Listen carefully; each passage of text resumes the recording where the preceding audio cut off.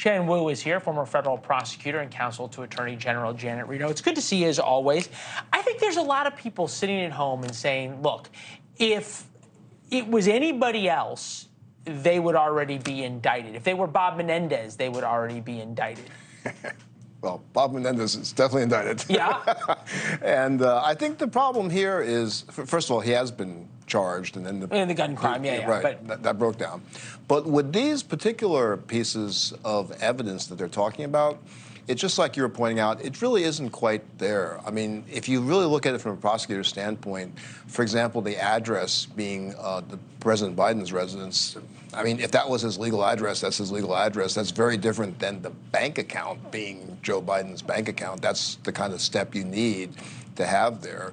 And the suggestion even that they could have been trying to influence policy certainly makes sense, common sense, but you need to show something that happened in terms of an official act or some step that happened there. The closest it seems is Republicans have, right, is that Hunter Biden is on Burisma's payroll. Mm-hmm. And we can all acknowledge he wasn't on Burisma's payroll because he was an expert in Ukrainian business and international mining and everything else. And Joe Biden, and he's admitted this, to publicly pressuring the Ukrainians to fire the prosecutor that was investigating Burisma. What else do you need? Well, the problem is, in terms of a criminal allegation, is you'd have to show that there is some nexus between any money or favoritism and Biden's official act then as vice president. Factual background there is, I mean, you might choose not to believe it, that he, meaning the United States, was trying to get rid of that prosecutor because he was not being tough enough. No, I get that, but I'm just saying, like, when you say the connection, I mean, in Burisma, at the same time, Burisma wanted to get rid of the prosecutor too, so you can argue whether happy coincidence or not. But what does the government need to get to? What do the Republicans need to get to that you would say, okay, there it is?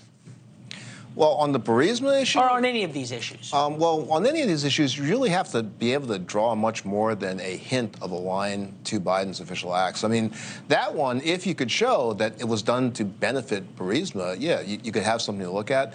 It's still very hard, particularly on that issue, Leland, to make a criminal case. So when people are looking at Bob Menendez and saying, okay, he got a lot of money, Hunter Biden got a lot of money from foreign governments that wanted to influence U.S. policy, clearly, or foreign businessmen, what's the difference? Well, the difference there is it's Menendez who is the government official personally getting the money. And in the Biden analogy, it's a member of the official's family getting the money.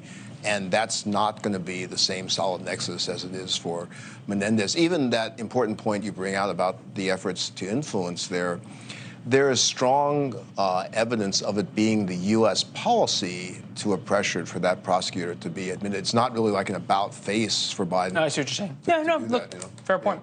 Yeah. All right, well, it will all continue. All right, good to see you. Good to see you, sir. Thank you very much. Thanks for watching. Go to newsnationnow.com to find NewsNation on your television provider. And don't forget to subscribe. Click the red button to get more of NewsNation's fact-driven, unbiased coverage.